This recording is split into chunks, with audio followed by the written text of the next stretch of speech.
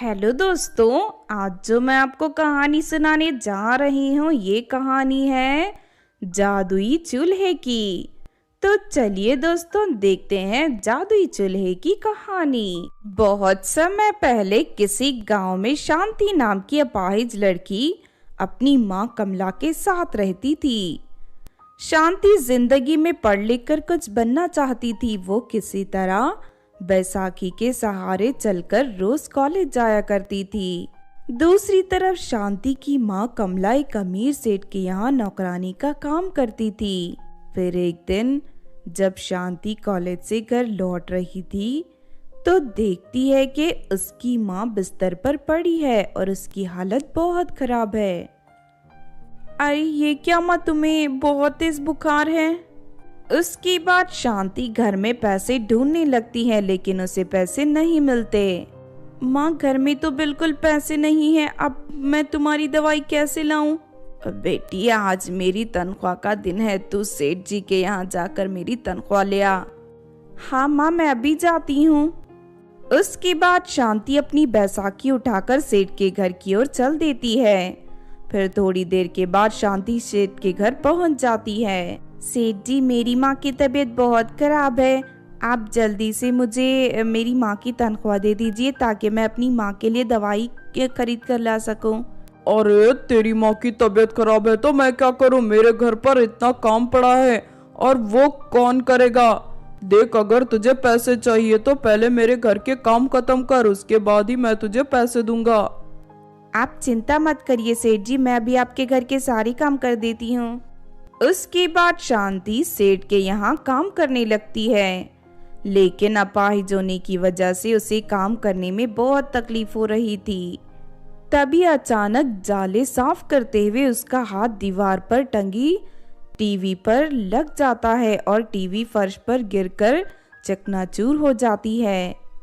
ये देख सेठ गुस्से से आंख बबूला हो जाता है। अरे नालायक, ये तूने क्या कर दिया, मेरी 50,000 की टीवी तोड़ दी, अब मैं तुझे नहीं छोड़ूंगा।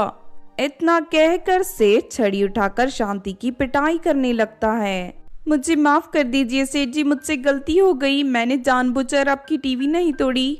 मैं कुछ नहीं सुनना चाहता, तूने मेरा बहुत बड़ा नुकसान कर दिया है, आज मैं तेरी खाल खींच लूंगा।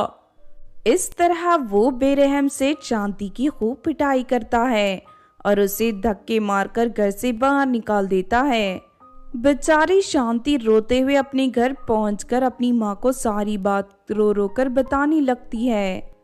तभी शांति के पड़ोस में रहने वाली कंचन नाम की औरत वहां आ जाती है। दोनों माँ बेटी की हालत देख कंचन सब समझ जाती है। इसके बाद कंचन शांति की माँ के लिए बाजार से दवाइयाँ खरीद कर ले आती है। कंचन की दयालुता देख शांति बहुत खुश होती है। आपका बहुत बहुत शुक्रिया आंटी, आपने बुरे वक्त में हमारी मदद की। अब कोई बात नहीं बेटी, एक पड़ोसी को हमेशा दूसरे पड़ोसी के काम आना चाहिए। आंटी अगर आपके पास कोई छोटा मोटा काम हो तो मुझे बताइए, मुझे मेरी माँ के इलाज के साथ साथ कॉलेज की फीस भी भरनी है। देख शांति मैं पापड़ बेचने का काम करती हूँ, अगर तू चाहे तो मैं तुझे पापड़ बेचने का काम दिला सकती हूँ। कंचन की बात सुनकर शांति खुश हो जाती है। फिर अगले दिन कंचन शांति को पापड़ बेचने का काम दिलवा देती है। उसके बाद शांति पापड़ लेकर बेचने निकल पड़ती है। फिर काफी देर चलने के बाद शांति थक जाती है और आराम करने के लिए सड़क के किनारे बैठ जाती है। तभी अचानक एक बंदर शांति के पापड़ का थैला उठाकर वहां से भाग जाता है। अरे नहीं, ये बंदर मेरे पापड़ लेकर भाग गया, अरे कोई पकड़ो इसे। बेचारी शांति लंगड़ाते हुए बंदर का पीछा करने लगती है लेकिन थोड़ी ही देर में बंदर बहुत दूर निकल जाता है। ये देख शांति दुखी होकर रोने लगती है। तभी बगल वाले पेड़ के ऊपर बैठी एक इच्छाधारी नागिन शांति को रोते हुए देख लेती है। वो नागिन बहुत ही दयालु थी। अरे ये बेचारी लड़की इस तरह क्यों रो रही है? फिर नागिन पेड़ से नीचे उतरकर शांति के पास पहुंच जाती है। अचानक अपने सामने नागिन को देख शांति घबराकर पीछे हटने लगती है। डरो मत लड़की, मैं तुम्हारी मदद करने आई हूँ। क्या बात है, तुम इस तरह क्यों रो रही हो? शांति नागिन को अपने साथ हुई सारी घटना बता देती है। शांति की हालत जानकर नागिन को बहुत बुरा लगता है और वो शांति की मदद करने का फैसला करती है। उसके बाद नागिन शांति को अपने पेड़ के ऊपर रखा एक जादुई चूल्हा दे देती है। ये मेरा जादुई चूल्हा है, इसके ऊपर कढ़ाई रखने के बाद तुम जिस भी खाने का नाम लोगी वो खाना कढ़ाई में प्रकट हो जाएगा, इसीलिए आज से तुम खाना बेचने का काम शुरू कर दो।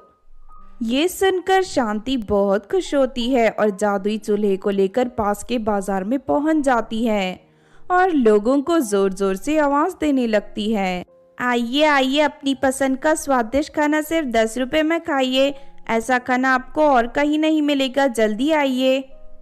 इतने सस्ते खाने की बात सुनकर वहां लोगों की भीड़ इकट्ठी हो जाती है। उसके बाद शांति जादुई चूल्हे से सभी लोगों की पसंद का खाना प्रकट कर देती है। जादुई चूल्हे का खाना खाकर सभी लोग अपनी उंगलियां चाटने लगते हैं और शांति की खूब तारीफ करते हैं। अरे वाह बेटी, पूरी सब्जी तो बहुत ही स्वादिष्ट है, सच में मैंने इतना स्वादिष्ट खाना आज तक नहीं खाया।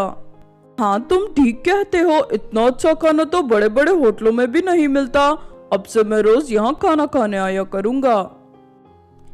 इस तरह सभी लोग खाने की खूब तारीफ करने लगते हैं और थोड़ी ही देर में शांति ढेर सारे पैसे कमा लेती है। फिर अगले दिन से शांति रोज जादुई चूल्हे की मदद से खाना बेचने लगती है। धीरे धीरे वो बहुत अमीर बन जाती है और अपनी माँ के साथ हंसी खुशी अपनी जिंदगी जीने लगती है। तो आपने देखा दोस्तों जादुई चूल्हे की कहानी। इस कहानी से हमें ये सीख मिलती है कि हमारी जिंदगी में चाहे जितनी भी मुसीबत हो, लेकिन हमें कभी निराश नहीं होना चाहिए, क्योंकि अच्छे लोगों की जिंदगी में एक ना एक दिन सब अच्छा ही होता है। अगर ये कहानी आपको अच्छी लगी हो तो ज़रूर लाइक करें और हमारे चैनल सोना टीवी को सब्सक्राइब भी कर लें। और हाँ दोस्तों, हमें कमेंट करके ज़रूर बताना कि आपको कहानी कैसी लगी।